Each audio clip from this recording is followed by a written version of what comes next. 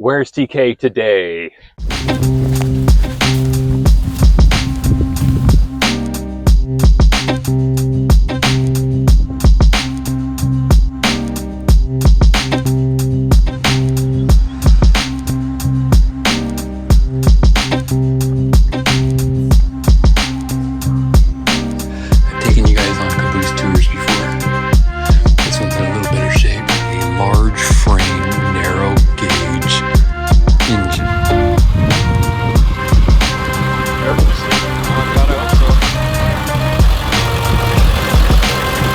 Well, Karen and I decided to go to the Rocky Mountains during a snowstorm. That's a dumb.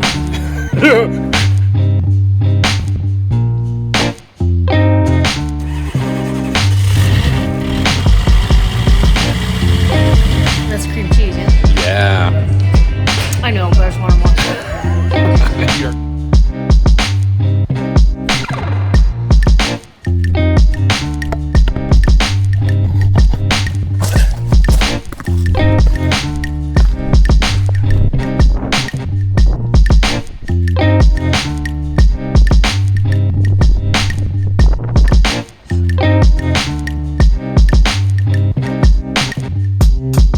We are at beautiful Lake Wilson in Lucas Campground in Kansas. Through a beautiful little lake. It's supposed to be the most beautiful lake in Kansas. Yeah, then it is. It certainly is beautiful. Yep.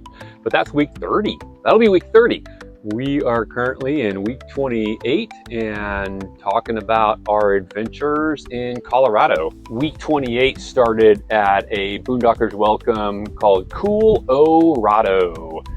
It was a very interesting spot in Bayfield, Colorado, around a lake and with some nice hiking. And a great host. Loved getting to meet Gary. Yeah, Gary Grimes took us into his home. While we were there, we did a bike ride around the lake. Remember the lake called? What's it called? I don't. No, I don't. I've been to a lot of pit toilets. This one's got to be one of the nicest. Look at that. Somebody drew a tree in here. We also did a hike up to another lake on the mountainside. Not Louise. Elaine or something. Elaine. I was going to say Eleanor, but you're right. It's Elaine. Yeah. That was, it was a really tough hike. I mean, it was straight up almost the entire time. Beautiful, though the aspens were all leaving. The spring was coming into the area. Yeah, it was very quiet. I remember when we got up there, that was probably the quietest place we've ever been. Like, I mean, we've had some quiet places, but not even an airplane or traffic noise or other people. It was beautiful. Yeah, it was quite secluded and a difficult hike.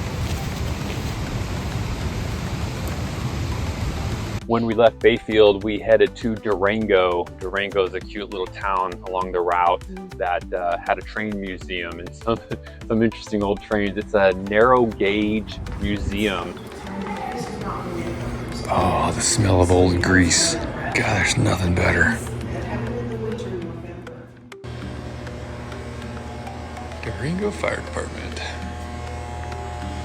Nice tires.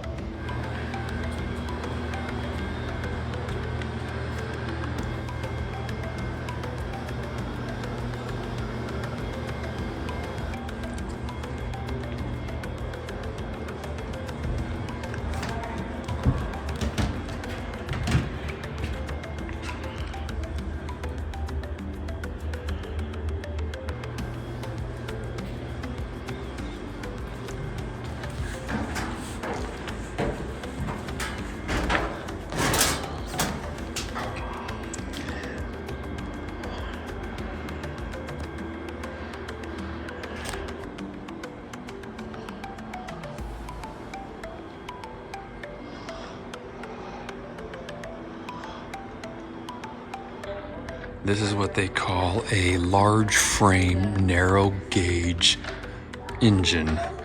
As you can see, the wheels are actually behind the frame. What this did is give it the largest narrow gauge frame size, and is also able to lower the boiler and have a bigger boiler for this size of train. This is a narrow gauge, which is what all the Durango Silverton trains are running. It's curious, this one is a K36 and it's got some all this exterior stuff. Narrow gauge weren't that stable to be afterwards, becoming much wider. This is the largest narrow gauge engine around. Here's a size comparison to a standard and the monster. These are cool, they're made with Model A's.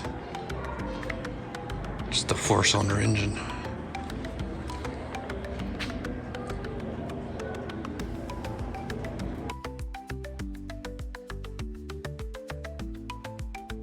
Everybody loves a train museum.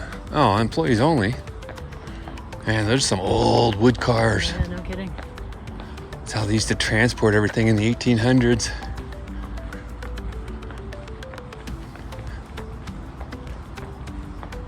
Man. Like the caboose. I've taken you guys on caboose tours before.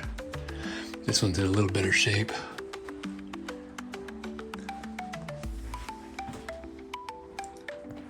Let's go upstairs, see what we can see.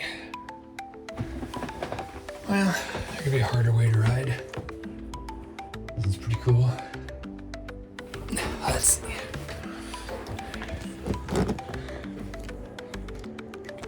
Hello, choo-choo. Choo-choo.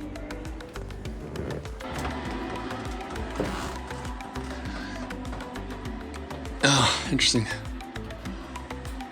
Let's pop down from the ceiling for our sleepers.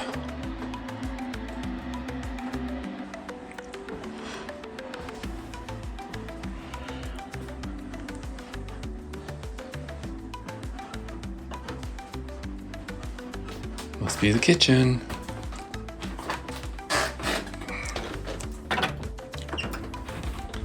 So, hello, my beautiful wife. Here you have the roundhouse. It's set up as a roundhouse because the turntable will deliver the trains on each one of the rails into their associated maintenance doors. And you can pull those in, and that's where they do all the fixing. Like they're doing in here. And here. The outside of the roundhouse is not very round. It's not very interesting from this side. A bunch of brick. This thing burned in 90 or 89, and only 2 walls survived the burn. Caters to Silverton and Durango. It's a, I would love to take that train. That train would just look beautiful, the mountain areas it goes through. Yeah, it is now a pretty expensive tourist train, which, you know, is great. It's a beautiful experience, etc. I'm not sure if they do meals on board and stuff, probably. Yeah, I don't recall. I don't remember the duration of the train either. But yeah, it's in the $300 range for the nice cars. So you can do a cheaper one. You can only imagine how pretty it is in the wintertime. Yeah, and I believe that's what Gary said too, is that they did it once and they did it in the open cars. Yeah. That's a little less expensive, but also where you would get the coal dust that came out of the engine. That's right, because they do have 2 different locomotives that will pull you up there, either a coal-powered steam engine or an electric one, and I'm assuming the electric one has a little less coal distributed. On our way to Ouray, Colorado, the Switzerland or the United States, we went over the 11,000 foot Moles Pass. And while I was letting the truck cool down, I was looking at some scenery around there. Absolutely stunning.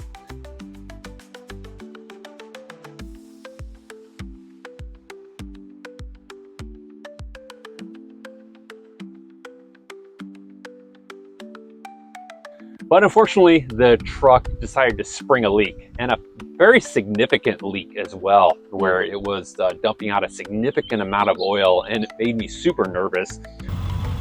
Uh-oh.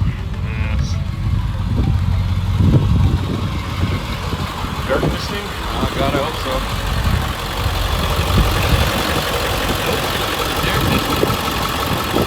Where's that coming from? The van. Where from the van? Pretty big. That's engine oil. Fucking dipstick. Why is it leaking now? That's not good.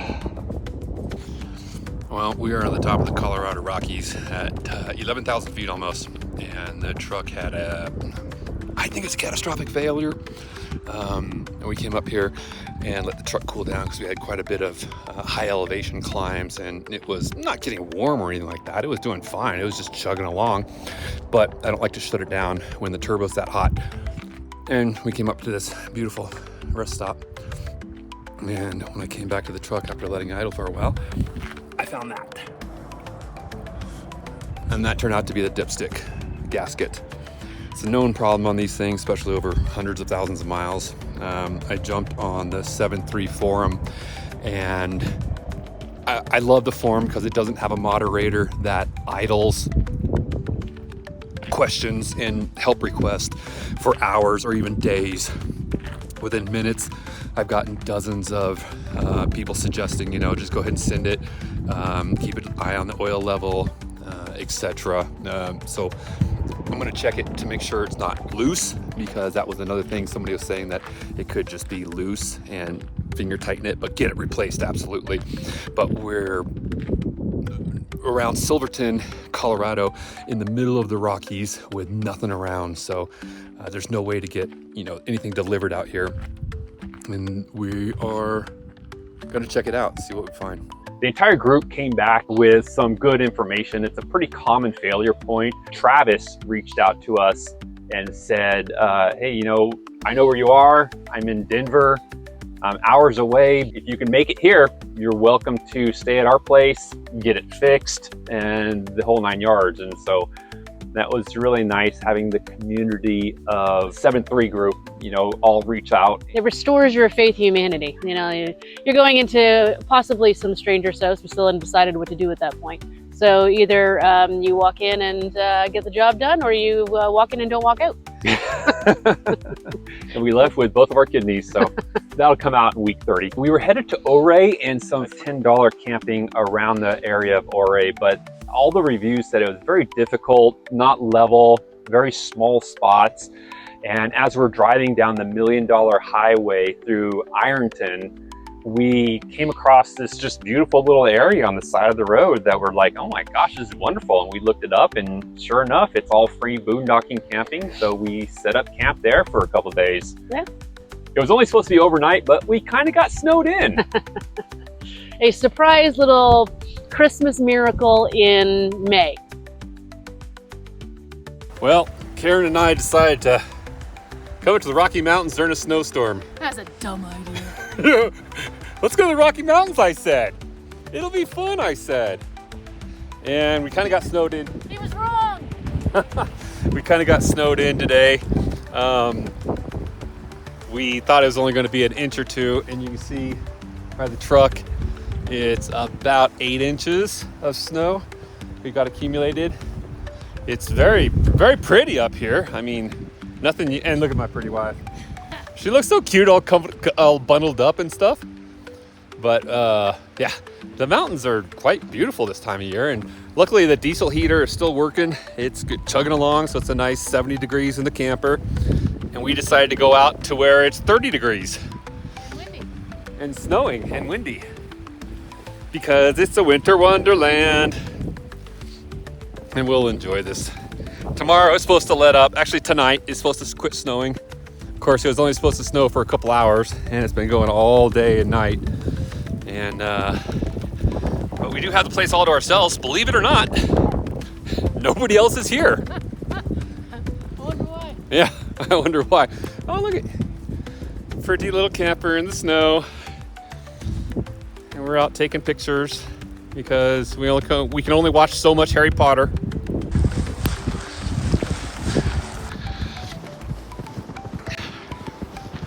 What's funny is I have my Sorels in my car, but no, I decided to use my hiking shoes to come out here.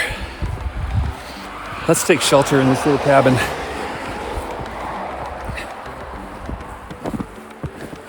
Roof could be better.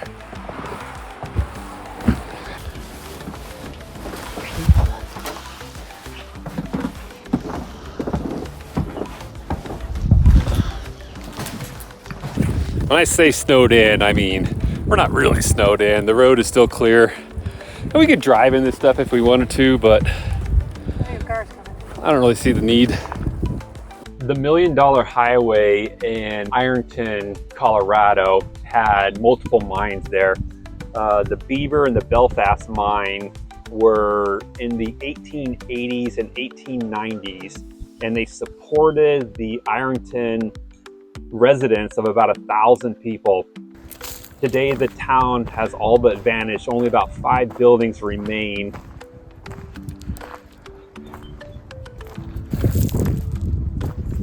There are 3 mines there. One of them right on the highway can be accessed by walking into it. Of course, they've got gates there, but you can see all the tailings and the access point and the railroad tracks. The other mines, only remnants of the tailings there. There are still some chutes and some mechanical stuff that's around. It's about 10,000 feet in elevation, so bring your can of oxygen. Yeah, I could definitely feel that. We also did hiking and photography while the snow was fresh. Very pretty. Yeah, as long as you're dressed appropriately for it and ready for it, and don't spend too much time just sitting on a log, it is very beautiful and nice to experience.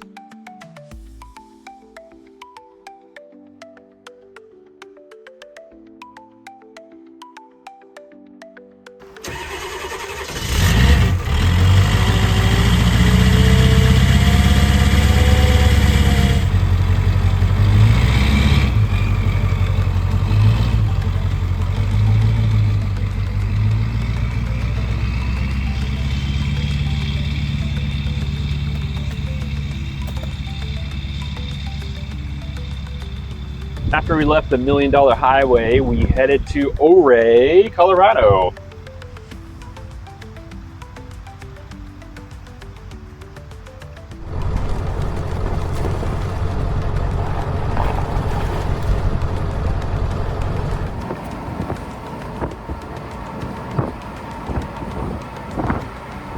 Yeah, it was an interesting little town. I was surprised, honestly.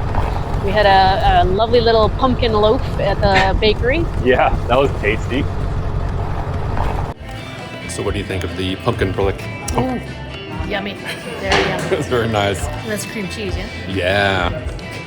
I know, but I just wanted more. You'd already been in it. What is this, the Artisan Cafe? Artisan Bakery and Cafe. Artisan Bakery and Cafe in Ouray, Colorado. Where are we going? The ice park was crazy. Karen and I were decided to come down to Ouray, and we saw this box canyon. There's a box canyon falls like right over there, but it's like $8 to go hike it. And this is pretty spectacular. Yeah, do you see that rock wall? Look at this. Look at this bit of business. They've created a rock wall on the rock wall. Yeah, and it's like inverted. That is gnarly. And it looks dodgy as hell from behind. Yeah. Oh, there's a little platform over there. It's very deep. Yes, it is. Look at that water way down there. What are you doing down there, buddy? Very pretty. And then there's a little hikey thing right here where you can walk up to the top. So we're gonna go check that out. God, what a beautiful day in Ouray, Colorado, the Switzerland of America. Yeah, that was wild. We were trying to figure out what all these nozzles were for all over this box canyon. And the canyon is incredibly deep and narrow and jagged all around. And we saw this, what looked like a rock climbing wall that they built. A raggedy old plywood rock climbing wall on a tilt on the top of the canyon, tilting over the canyon. And thought that has got to be a horrible idea. Yeah, and we did find some informational signs that basically showed what it looked like when they sprayed the entire canyon with water. So we found out what all the nozzles were. There's a bunch of nozzles on the bridge and all along these cliff areas outside the canyon. And apparently it's for ice climbing. So they freeze all that stuff up, and then they have easily accessible ice climbing. Ugh. Bunch of my oil on the road. Here's all the nozzles where they spray the water to make the ice in the canyon.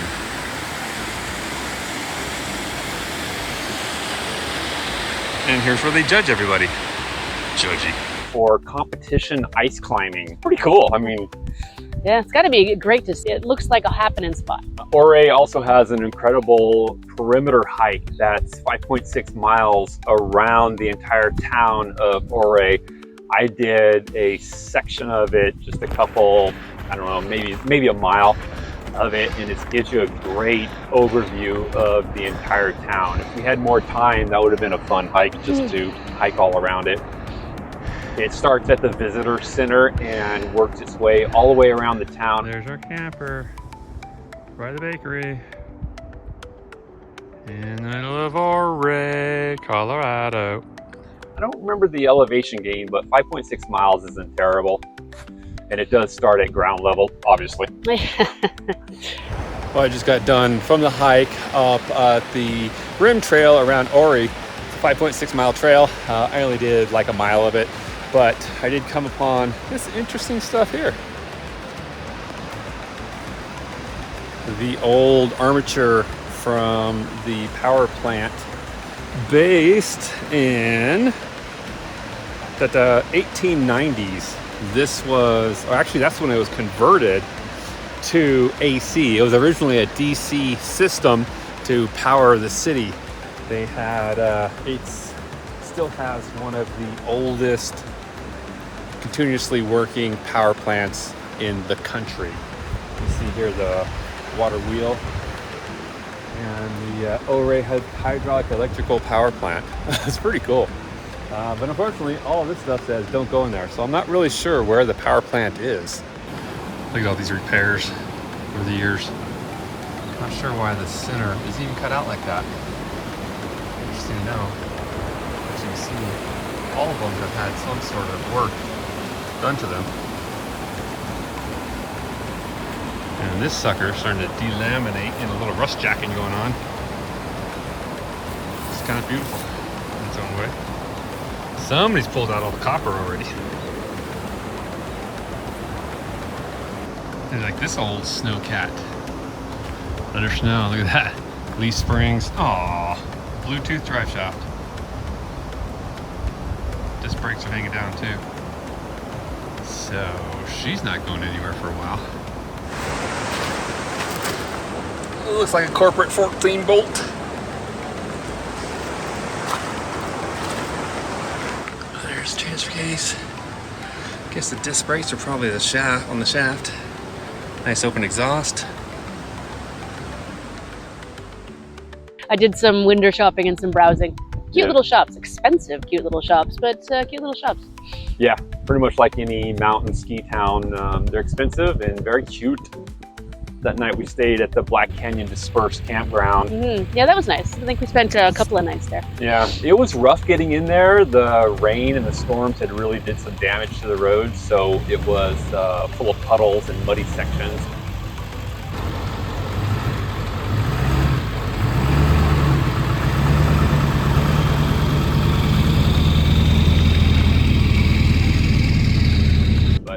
It was a nice little area to hike around and just kind of check out and chill out for a minute. Yeah, didn't see any of our neighbors. I think we had a good spot overlooking a little bit of a canyon. I mean, there's a lot of trees and stuff, but very private, very pleasant.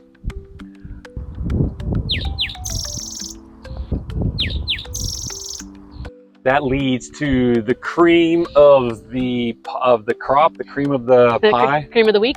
Cream of the week. That sounded weird. It's a national park. Black Canyon of the Gunnison was the third of 4 national parks in Colorado that we got to see. So we're gonna have to leave Mesa Verde for the next time around, or when we come back. So Black Canyon, I had never heard of the Black Canyons. Absolutely beautiful, and the reason they're called the Black Canyons is because there's only about 33 minutes of daylight in the bottom of the canyon. It's so deep and narrow. The narrowest point of the canyon towards the floor is 40 feet wide. Oh, nice. Yeah, and they have so much CFM that goes through there. They've calculated it something like 2 million horsepower worth of water flow at peak seasons that run through that and carve that canyon. That makes sense. It's an incredible national park. There are some small hikes, lots of little hikes that get you to the edge of the canyon from the road, which are great for, you know, if you don't need to do a big hike. There was also a 10% hike. So that's what the ranger called 10% experience. That was a 10%? 10% experience. That was a 300-foot descend to give you a 10% experience of dropping all the way down in the canyon. If you actually go all the way down in the canyon, the hike is 3,000 feet. I think we'll wait till tomorrow. I didn't eat my Wheaties this morning, so. Black Hills of the Gunnison burned 8 months ago, and the South Rim campground is still closed due to that. And you can see all the damage everywhere around here. But we are springtime, and you do see some of the new growth coming in, which is nice to see. Yeah, the website said they still had like blowing ash and stuff. I'm surprised the snow didn't take care of most of that over the winter. Yeah, that is interesting. I still smell it. Yeah. You can still smell the char and the burnt trees and whatnot, but you can see around where it's pretty. Still got a lot of scars from the trees and the burns. But, you know, if you want to look at the cup half full, you got also see a lot of better views because there's not all these damn trees in the way. And not as many people traveling yet, which Yeah. we're okay with that as well. 100%. It's very nice out here. Yeah, we spent a lot more time there than I thought we were going to be honest. Yeah, there's a pile of overlooks that you can just drive to. And like you said, the little hikes around. It really was a little hike to a lookout, or it was a major commitment down to the bottom. Yeah. It wasn't a whole lot of in between. Yep. There is actually a road that will drive you all the way down there. They say, unfortunately, our rig was too big and it was a 16% grade. There's a lot of switchbacks, so they limit it to 22 feet length of vehicle.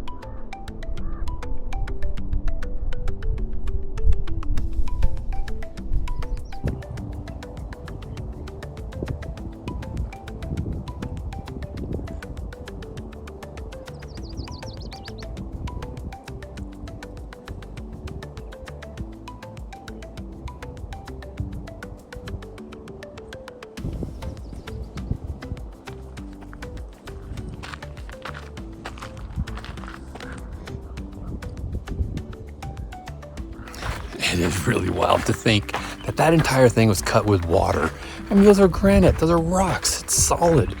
There's no giving to it. But yet still, that's what they say. That whole section was cut with water. I mean, I can see like the Grand Canyon where it's more of a softer rock. But this is, yeah, it's wild. We're sorry if there's a lot of wind noise. It's been windy all week in Kansas, and we've been trying to wait for it to die down some so we can record this A-roll. but we just kind of have to push through it. So, and on the upside, we haven't hit any of the tornadoes that we have heard have touched down all around us. So we're putting up with a little bit of wind. and there's actually a storm like right behind us, maybe 40 miles that way, that's rolling through. So Kansas is kind of fun for that. So that's week 28. Let us know what you think of it and see if you would like to visit the Black Canyons of the Gunnison. And the reason it's called that is because the Gunnison is actually the river. And one of the towns nearby. So they're really leaning into the Gunnison. Who's Gunnison? Let us know. But that's it for now. Happy trails. See you out there.